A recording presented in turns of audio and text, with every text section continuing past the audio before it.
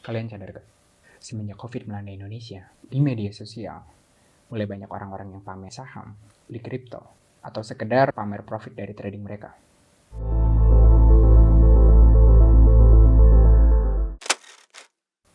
Menurut gua, semua ini berawal dari melandanya COVID di Indonesia. Tepatnya, Februari 2020 menjadi mimpi buruk bagi investor saham di Indonesia. Pemerintah Indonesia memutuskan untuk melakukan lockdown yang berimbas pada kepanikan investor bursa saham Indonesia. Semua orang panik. Semua orang menjual sahamnya secara serentak. And this is Corona Market Crash.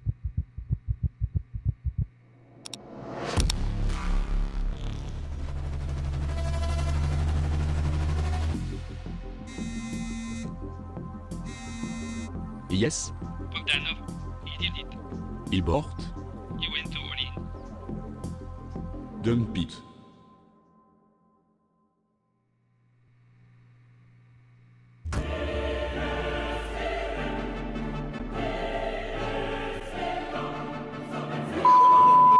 IHSG terkoreksi lebih dari 40% dari titik tertingginya pada Februari 2018. Buat kalian yang belum tahu IHSG adalah indeks harga saham gabungan. IHSG itu seperti ini teman-teman. Semua harga saham di Indonesia ditotalkan lalu dirata-ratakan.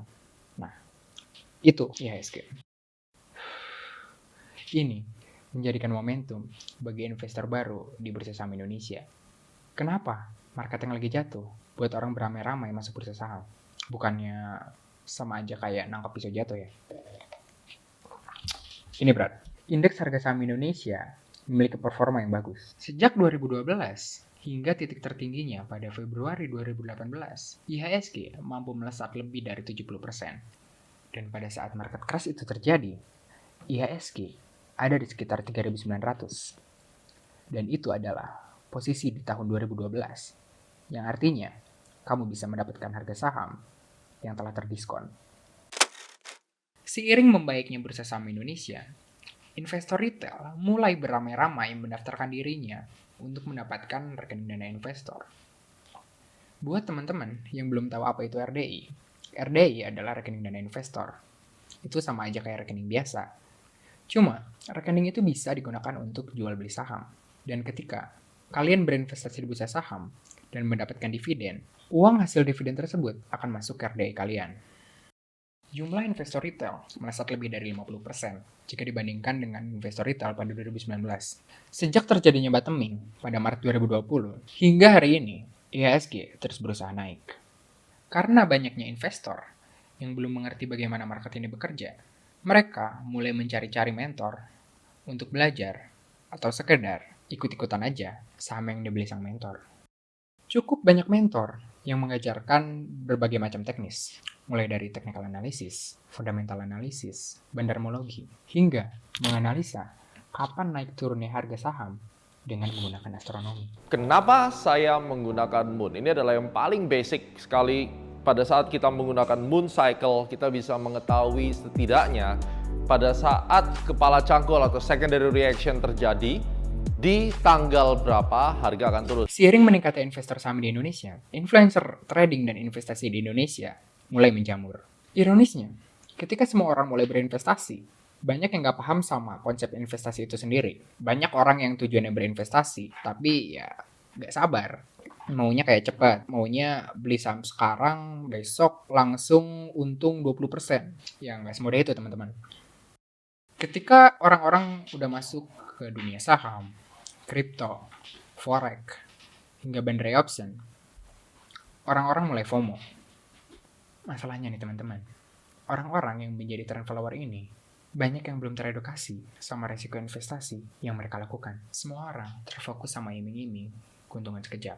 Satu kali klik bisa langsung jadi jutawan lah, kali beli besok jadi miliarder lah. Ya nggak semudah itu. Emang, apa aja sih instrumen investasi itu? Terus, apa binom squid masuk dalam instrumen investasi? Mari kita bedah.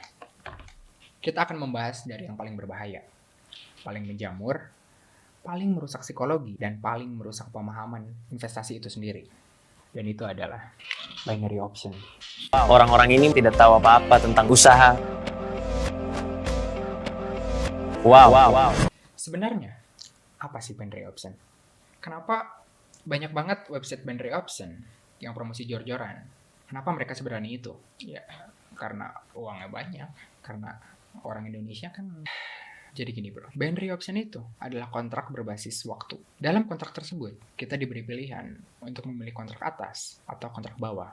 Misalkan, dalam 1 menit, gue bertaruh naik pada harga Bitcoin. Dan ternyata benar. Dalam 1 menit tersebut, harga Bitcoin melebihi nilai kontrak yang telah disepakati. Di sana, gue berhak mendapatkan 80-90% dari uang yang telah diresikokan. Persentase itu bukan kita yang atur, tapi dari pihak website itu sendiri. Tentunya, kita bisa lihat persentase itu sebelum kita melakukan kontrak. Nah, sekarang gimana kalau dalam waktu 1 menit itu, market tidak bergerak sesuai dengan yang kita harapkan? Ya udah, kalian bakal hilang 100% uang yang kalian pertaruhkan.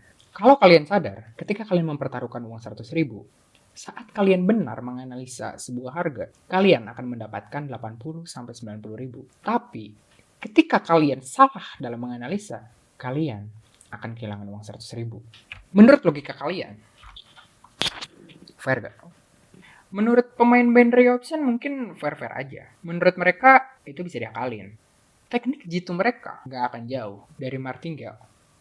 Buat teman-teman yang belum tahu apa itu martingale, martingale adalah salah satu teknik perjudian, di mana ketika kalian mendapatkan kekalahan dari satu pertaruhan, kalian melipat gandakan taruhan kalian untuk taruhan berikutnya, dengan harapan taruhan berikutnya kalian bisa benar dan kalian akan menutup kerugian dari pertaruhan sebelumnya. Bisa gak? Gini deh, sekarang siapa yang bisa mastiin kalau kalian gak akan salah analisa lebih dari 10 kali? Kalau kalian hitung, misal taruhan terkecil dalam binary option, ya anggaplah 10.000. 10.000, ketika kalian kalah sekali, kalian kalikan 2 jadi 20.000. Ketika kalian kalah lagi, kalian kalikan jadi 40.000. Let's say 10 kali, kalian tetap kalah, lo udah kehilangan 10 juta bro. Dan teknik ini populer di kalangan influencer binary option.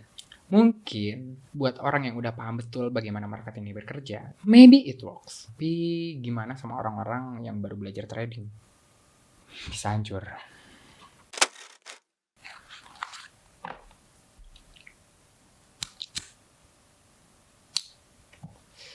Nah, ketika seorang trader sudah merasakan loss, biasanya nih Brad, mereka nggak akan rela ikhlasin modal mereka yang telah lenyap. Terus apa yang mereka lakukan? Mereka akan mempertaruhkan lebih banyak uang, dan di sanalah mereka akan greedy. Trader loss tadi akan mulai mencari-cari teknik trading yang akurasinya tinggi, tapi ujungnya percuma, karena mereka nggak akan pernah nemuin itu. Mereka nggak akan pernah nemuin cara untuk profit besar dengan konsisten. Ujung-ujungnya, mereka akan tetap loss. Kenapa? Kenapa mereka nggak bisa untung instan secara konsisten? Ya semua itu karena psikologi mereka udah rusak. Tindakan mereka banyak dipengaruhi oleh emosi, banyak tindakan irasional. Ya semua itu karena ilmu mereka masih cetek. Lagi pula mustahil bagi seorang pemula untuk mendapatkan profit instan yang konsisten tanpa dibekali ilmu yang cukup. Terus gimana? Apa yang harus dilakukan jika salah satu di antara kalian ada yang seperti gue sebutkan tadi? Berhenti trading sekarang juga. Ikhlasin modal lo yang hilang dan mulai belajar pelan-pelan. Semakin lo maksa trading, lo akan memaksa diri lo untuk trading setiap menit. Dan itu akhirnya cuma buang-buang waktu. Dan kuantitas tersebut gak akan sebanding dengan kualitas trading yang lo lakukan. Terus, apa hal terpenting bagi trader atau investor yang ingin serius belajar di industri ini? Gue gak akan ngajarin teknis trading di sini. Tapi gue bakal ngasih tahu apa yang harus lo fokuskan untuk masuk di industri ini. Fokus sama psikologi. Belajar dari mentor-mentor kalian dalam menghadapi kerugian besar. Karena sesungguhnya, trading adalah permainan psikologi. Kalau kalian menemukan mentor yang mengatakan gak pernah rugi, gak pernah loss tradingnya, it's totally bullshit. Mendingan lo tinggalin aja, cari yang real aja deh. Kedua, pahami kalau market always right. Market bergerak semaunya. Ketika market bergerak ke atas, ke bawah, ke atas, ke bawah, ya udah. Satu-satunya yang bisa kita atur hanyalah risiko kita. Ketika kalian ingin membeli saham, kalian harus tahu maksimal kerugian yang bisa kalian tanggung. Yang terakhir, kalau lo bener-bener ingin fokus di industri ini, jangan pernah berhenti belajar. Fokus sama money management dan psikologi. And if you can beat both of them, you will be a master. Makasih yang udah nonton video ini sampai akhir. Gue Chandra dari Your Sanctuary undur diri. Jangan pernah lelah untuk jadi tempat perlindungan bagi orang terdekatmu. See ya.